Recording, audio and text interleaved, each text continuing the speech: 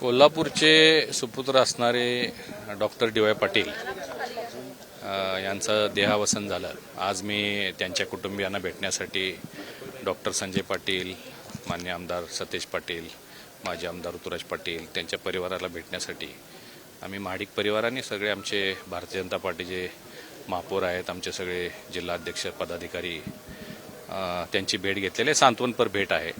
खरं पाहता डी.वाय. दादांनी 50-60 वर्षापूर्वी म्हणजे ज्यावेळी कसलेही रिसोर्सेस नव्हते, म्हणजे आर्थिक रिसोर्सेस, जागा नसायच्या, लोक नसायचे, चांगले लोक मिळायचे नाही, त्या काळामध्ये कोल्हापूरमध्ये शिक्षण संस्थांची सुरुवात केली। आणि बघता बघता तुम्ही बघितलं असेल की कोल्हापूरसह मुंबई, पुणे, राज्यभरामध्ये, देशभरामध्ये, परदेशामध्ये त्यांनी आपल्या संस्थांचं एक मोठं जाळं निर्माण केलं।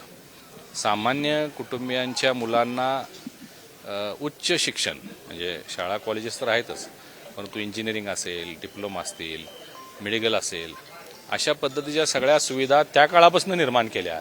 आणि त्यामुळं कोल्हापूरची जी आज भरभराट आहे किंवा कोल्हापूरचा जो विकास आहे यामध्ये डी.वाय. दादांचं एक खूप मोठं योगदान मानावं लागेल, कारण अनेक उच्च शिक्षित, उच्च विभूषित विद्यार्थी घडवण्याचं काम त्यांच्या संस्थेच्या माध्यमातून झालं।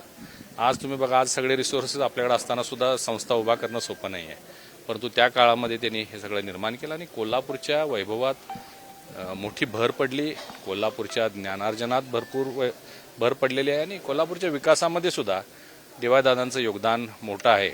आणि त्यांच्या जाण्यानं निश्चितच खूप मोठी पोकळी निर्माण झालेली आहे।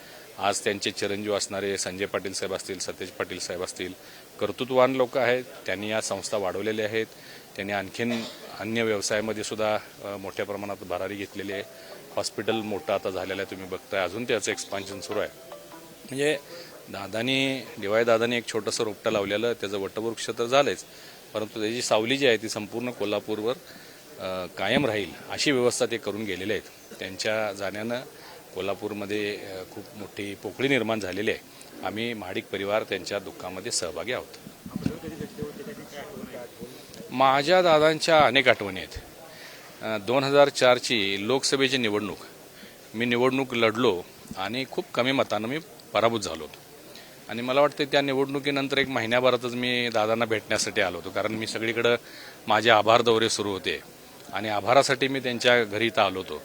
आणि त्यांनी मला सांगितलं होतं की ह्याच्यात पराभूत झाला म्हणून निराश होऊ नको, जसं महादेवराव महाडिक साहेब आमचे नेहमी सांगतात निराश होऊ नको, तसं दादांनी सांगितलं। आणि मला दिसतंय म्हणले, म्हणजे मला दूरदृष्टी आहे की लवकरच तू खासदार होणार, त्यामुळे या प्रवाहातून बाहेर पडू नकोस। आणि तसंच झालं, आम्ही या प्रवाहात राहिलो। 2009ला शक्य झालं नाही, परंतु 2014ला मी लोकसभेमध्ये कोल्हापूरमध्ये निवडून गेलो आणि निवडून गेल्यावर सुद्धा मी दादांना भेटायला आलो होतो, आभार मानायला आलो होतो आणि अनेक वेळा भेट व्हायची। मी आमच्या काही कार्यक्रमानिमित्त पत्रिका द्यायला मी त्यांना भेटायचं। मध्यंतरी अलीकडंच मला वाटतं एक 2-3-4 महिन्यापूर्वी विमानात आम्ही दोघं एकत्र होतो आणि गप्पा मारत आम्ही विमानातून कोल्हापूर ते मुंबई गेलो होतो। ते एवढी मेमरी शार्प होती की म्हणजे सगळ्या जुन्या गोष्टी त्यांना आठवत होत्या। असे महान व्यक्ती आहेत, खूप कमी लोक असे जन्माला येतात आणि त्यांचा जन्म आणि मृत्यूपर्यंतच्या या सगळ्या कालावधीमध्ये खूप मोठं काम समाजासाठी ते केलेलं आहे आणि त्यांच्या आत्म्यास शांती लाभो अशी परमेश्वरचरणी प्रार्थना।